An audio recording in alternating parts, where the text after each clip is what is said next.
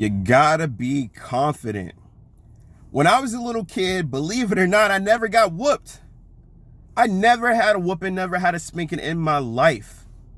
My mom had one of those kind of looks where she would look at you, squint her eyes, and then I'd instantly start bawling and crying. My throat would lock up and I couldn't even talk.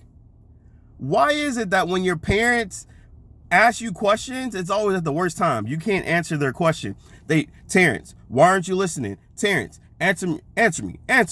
I can't talk right now. My throat's all locked up from crying so hard, mama. But when I was growing up, my mom took ownership of my two cousins, Cedric and Lakeisha.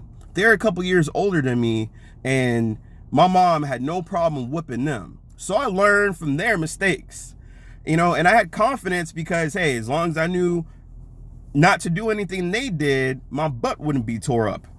There was a time where my mom actually threw a punch at my cousin Lakeisha. She ducked, and my mom actually punched the wall, and her hand was swollen. And I was like, I don't want nothing to do with that. I know my mama loved me, and I know I love my mama, but I don't want nothing to do with that. From the looks on their faces when they coming out the room, and from the sound of the screams in the room, no. Put me somewhere else. I will do the right thing. We'll be all good. And so I learned that in life, there's rules and there's laws to everything. In the house, my mom had laws. My mom had rules. Same thing with school, with the job, with the relationship. You have rules, you have laws, and you can't break them. You can only break yourself against the rule. You can only break yourself against the law.